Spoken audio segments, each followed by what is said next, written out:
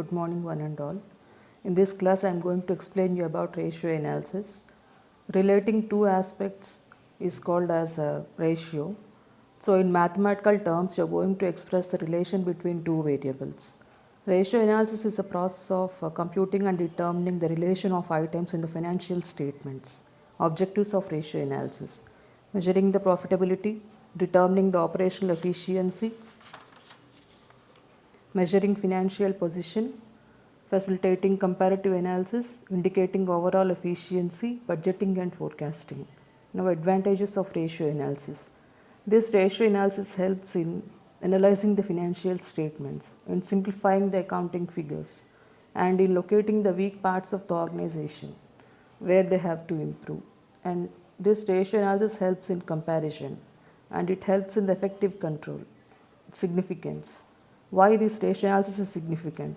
Because this could help the investors, creditors, employees, government and management. Limitations.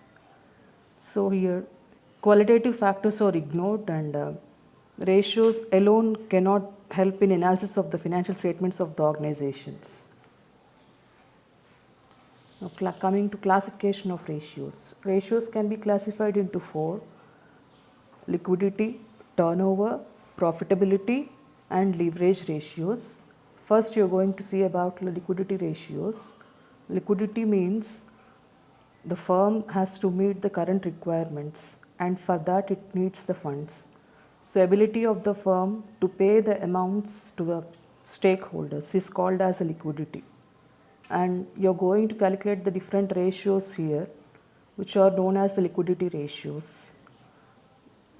First, you can classify them as current ratio. Current ratio is a measure of degree between the current assets and current liabilities. And the ideal ratio for current ratio is 2:1. And here is the formula. Current ratio can be calculated as current assets by current liabilities. Current assets includes cash in bank, cash in hand, cash at bank, debtors, bills receivable, stock, prepaid expenses, any accrued income and short-term investments. Current liabilities include creditors, bills payable, outstanding expenses, provision for taxation, bank overdraft and short-term loans, etc. Next comes a quick ratio. So this is the measure of capacity of the business to meet its short-term obligations, and ideal ratio for quick ratio is 1:1. You can calculate quick ratio using the formula quick ratio equal to quick assets by current liabilities. Now quick assets equal to current assets minus closing stock minus prepaid expenses.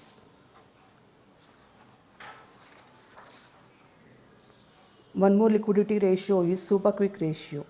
Super quick ratio is calculated by using the formula cash in hand, cash at bank or marketable securities divided by liquid liabilities. Second classification of ratios is solvency ratios. Solvency means how the firm is able to repay back their debts and the ability of the firm to meet its obligations or debt. Solvency ratios could be classified as, first one is debt equity ratio. Debt equity measures relation between the long-term debt and equity. This ratio is also called as the leverage ratio. Ideal measure for this ratio is 2:1. A formula for calculating debt equity ratio is debt equity ratio equal to long-term debt by equity. Here long-term debt equal to debentures plus long-term funds and shareholders funds equal to non-fictitious assets minus total external liabilities. And second classification of solvency is debt ratio.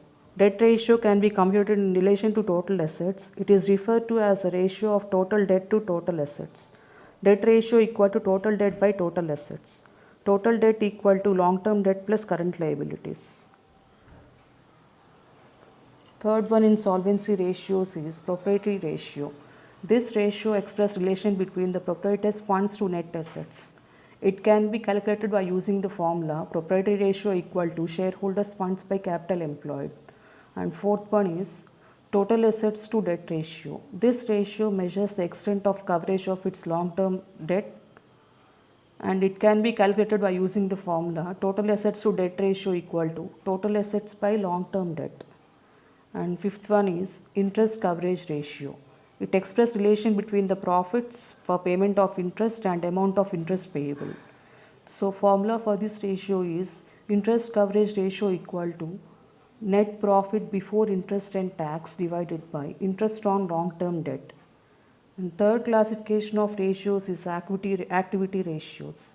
Activity ratios express the number of times of assets employed turned into sales during the accounting period. And first classification for this is stock turnover ratio. This determines the number of times stock turned into sales during the accounting period. And you can calculate this by using the formula cost of goods sold by average stock.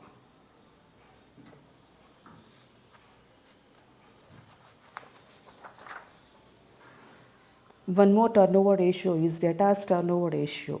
It expresses relation between the credit sales and debtors, and you can calculate this by using the formula net credit sales by average accounts receivable.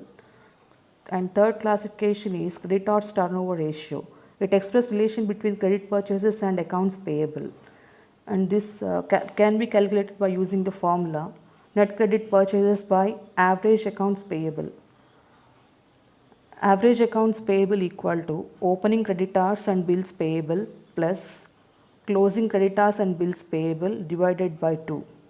And fourth classification is net assets turnover ratio. You can calculate this by using the formula net sales by capital employed. And one more turnover ratio is fixed assets turnover ratio. For this calculation formula is net sales by net fixed assets. And one more turnover ratio is working capital turnover ratio. You can calculate this by using the formula working capital turnover equal to net sales by working capital. These are all the turnover ratios. And now coming to profitability ratios. They are calculated to analyze the earning position of the organization. And one of the classification is gross profit ratio. It's a percentage of sales to gross profit, and you can calculate this by using the formula gross profit by net sales into 100. One more is operating ratio. Operating ratio equal to cost of sales plus operating expenses by net sales into 100.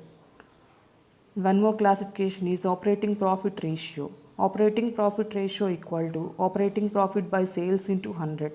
Operating profit equal to sales minus cost of operation. And one more classification is net profit ratio. Net profit ratio equal to net profit by sales into 100. And one more is return on capital employed or return on investment. ROCE can be calculated by using the formula profit before interest and tax by capital employed into 100.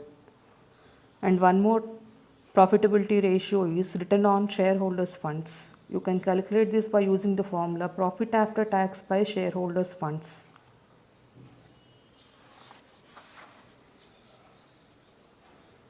Here comes one more profitability ratio, earnings per share. EPS equal to profit available for equity shareholders divided by number of equity shares. And one more is book value per share. Book value per share equal to equity shareholders funds by number of equity shares. And one more profitability ratio is dividend payout ratio. Dividend payout ratio equal to dividend per share by earnings per share. And the last profitability ratio is price earning ratio, which is also called as P by E. That is calculated by using the formula market price of share by earnings per share. Now here comes all your classifications. You will be having 4 classifications of ratios: liquidity, solvency, activity, profitability ratios. You can classify liquidity ratios as current ratio, quick ratio, and super quick ratio. Solvency ratios can be classified as debt equity ratio, debt ratio, proprietary ratio, total assets to debt ratio, interest coverage ratio. And activity ratios can be classified as stock turnover ratio, debtors turnover ratio, creditors turnover ratio, net assets turnover ratio, fixed assets turnover ratio, and working capital turnover ratio. Profitability ratios can be classified as gross profit ratio, operating profit ratio, operating ratio, net profit ratio, return on capital employed or return on investment, return on shareholders' funds, earnings per share, book value per share, dividend payout ratio, price earnings ratio. This is all for today's class. Thank you.